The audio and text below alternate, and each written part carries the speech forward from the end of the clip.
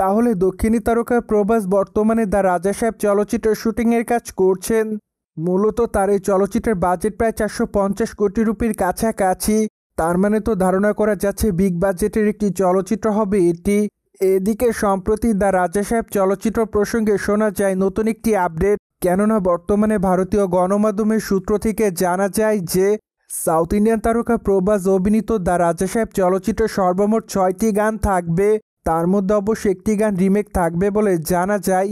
পাশাপাশি জানুয়ারি মাস থেকে মেবি গানগুলো শুটিংয়ের কাজ শুরু করবেন তারা, এমনটাই জানিয়েছে। তাই তো নির্মাতারা জানিয়েছে জানুয়ারি মাস থেকে চলচ্চিত্রের গানগুলোর আপডেট দিবেন তারা।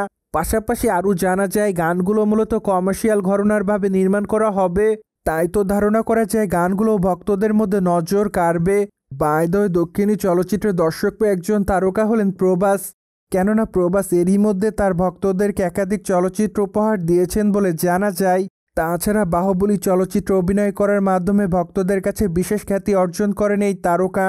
ঠিক এরপর অবশ্য তাকে আর পেছনে ফিরে তাকাতে হয়নি, যার প্রেক্ষাপটে আপাতত একের পর এক বিগ বাজেটের চলচ্চিত্রে অভিনয় করছে এই তারকা। মোরওভার দক্ষিণী তারকা প্রভাসকে সর্বশেষ অভিনয় করতে দেখা যায় কালকে 2890 ডেডি চলচ্চিত্রে। চলচ্চিত্রটিতে অবশ্য তার অভিনয় তার অনুরাগীদের কাছে ব্যাপক আকারে নজর কাড়ে। তাই তো আপাতত তার ভক্তরা চলচ্চিত্রের দ্বিতীয় খণ্ডের জন্য রয়েছে অপেক্ষায়। শুধুমাত্র কালকেই চলচ্চিত্রের জন্য এই তারকার ভক্তরা অপেক্ষায় নেই বলে জানা যায়। কেননা এই তারকার অভিনীত সালার চলচ্চিত্রের দ্বিতীয় খণ্ডের জন্য অপেক্ষায় তার ভক্তরা। তাই তো ধারণা করা যাচ্ছে আগামী দিনে প্রভাস তার রাজত্বকে টিকিয়ে রাখবে এই চলচ্চিত্রগুলোর মাধ্যমে।